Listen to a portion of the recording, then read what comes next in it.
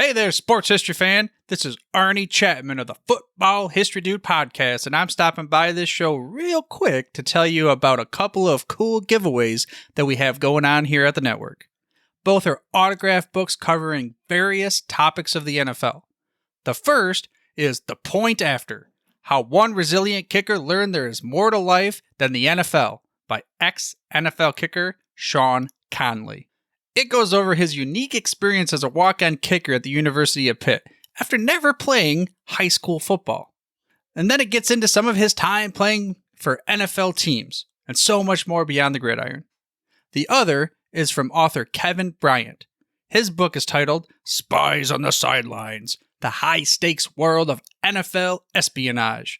This book started as a curiosity, kind of a passion project to understand everything revolving around, well, Spygate. But this put Kevin down a rabbit hole learning about all sorts of espionage that has occurred throughout the history of the NFL. Both permissible and often the illicit techniques of gathering intel to try to impact the outcome of the game. To sign up for your chance to win an autographed copy of one of these books, all you gotta do is head over to sportshistorynetwork.com/giveaways and sign up. That's sportshistorynetwork.com/giveaways. Again, check out all the other podcasts that we have in the Sports History Network as well. But now, back to your regularly scheduled journey to the sports history timeline. Now it's time to take a sports break, a look at sports history on a daily basis. Hello, my friends in sports history. This is Darren Hayes of the Sports Jersey Dispatch podcast. Welcome once again to the Pigpen, your portal to all things great in sports history and team sports in North America. And we're going to be talking about some great players that did some great things on the date of July 26th, and we're going to refer to them by their uniform number where we can. Those uniform numbers we're going to talk about are quite a lot, so jot these numbers down: 8, 37, 7, 32, 5, 21, 14, 27, 29, and 26. It's all going to start off on July 26, 1939. The New York Yankees catcher Bill Dickey, who wore number 8, hit 3 consecutive home runs in a 14-1 rout over the St. Louis Browns. The Yankees scored in every inning of the contest, at that time becoming just the 5th team in Major League Baseball history to do so.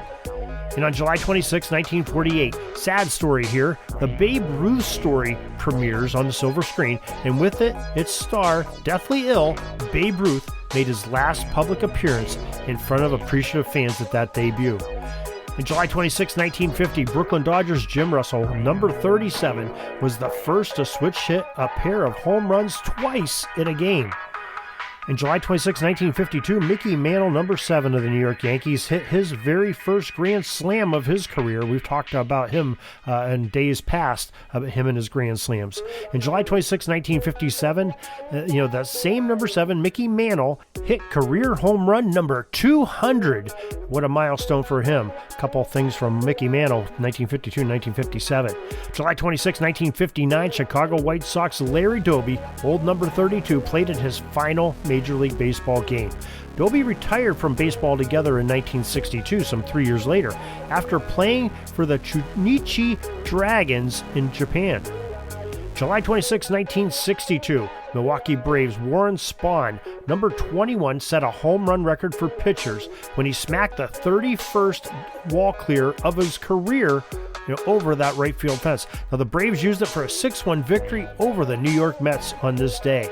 In July 26, 1970, Cincinnati Reds Johnny Bench, number 5, hit 3 consecutive home runs off Philadelphia Phillies ace Steve Carlton, who wore number 32.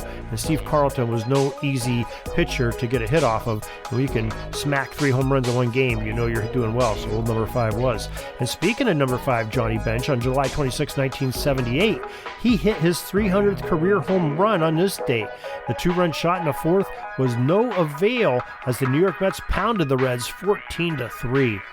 In July 26, 1984, playing for the Montreal Expos, Pete Rose, number 14, tied the legend Ty Cobb's long-standing record with his 3,502nd single of his career.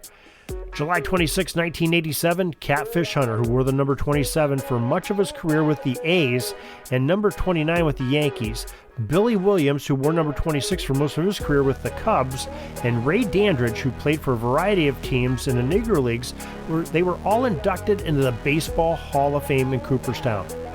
In July 26, 1988, third baseman Mike Schmidt, who wore number 20 of the Philadelphia Phillies, set a National League record for appearing in 2,155 games at third base as the Phillies and the Mets end that very same game. It was a long one. 2:13 a.m. is when the final out was made. That is quite a game for a fan to sit through, and quite a game to watch Mike Schmidt do his stuff in one of his final seasons in Major League Baseball. So we hope you enjoyed this little bit of sports break and sports history. You can catch more on sportshistorynetwork.com, jerseydispatch.com, and more football news on pigskindispatch.com. Till tomorrow, everybody, have a great sports history day.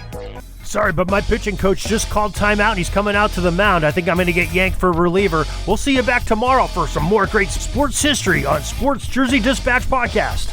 We invite you to check out our websites, jerseydispatch.com and pigskindispatch.com. Not only see the daily sports history, but to experience the preservation of great events and people that play the games. Find us on Pigskin Dispatch. It's also on social media outlets of Facebook, Twitter, Instagram, and don't forget the Pigskin Dispatch YouTube channel to get all your daily sports history.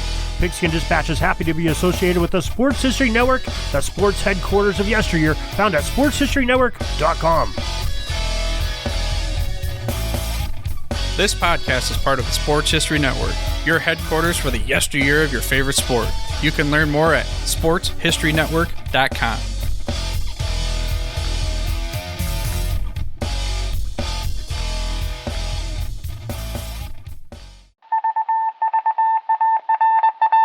It was just another ordinary day in the offices of the Pittsburgh Guardian newspaper circa 1924. But for Marla Delft, assistant editor, everything was about to change. For she was about to discover the awesome attractiveness of Row 1 brand retro sports paraphernalia items thanks to Orville Mulligan, sports writer. And there it is. Wow, Orville, that's really the bee's knees. Isn't it just? A poster-sized replica of the actual 1909 World Series program cover.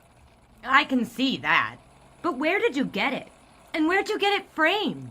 I ordered it from the Row 1 website, where over 6,000 items of sports memorabilia from the 1880s to the 1990s are available for reproduction, in multiple sizes and in several different materials, with over a dozen styles of frame to choose from for prints like this.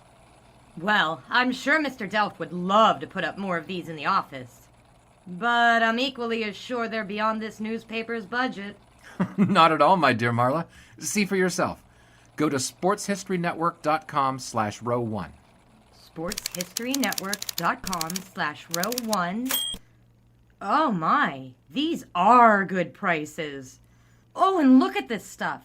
Oklahoma-Nebraska football, college basketball art, Michael Jordan items. And so retro it was that sports Marla Delft advertisement discovered the placards. splendiferous magic of Row 1 sports memorabilia, arts, and prints. You can too by visiting sportshistorynetwork.com/row1. That's ROW1 today for access to the full Row 1 catalog of gallery prints and gifts like t-shirts, long-sleeve shirts, telephone cases, coffee mugs, blankets, pillows, towels, and even shower curtains.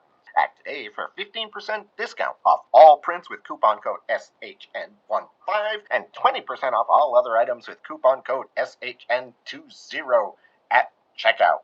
And keep your dial locked to the Sports History Network for the exciting chronicles of the 1920 sports world in Orville Mulligan, sports writer. Coming soon.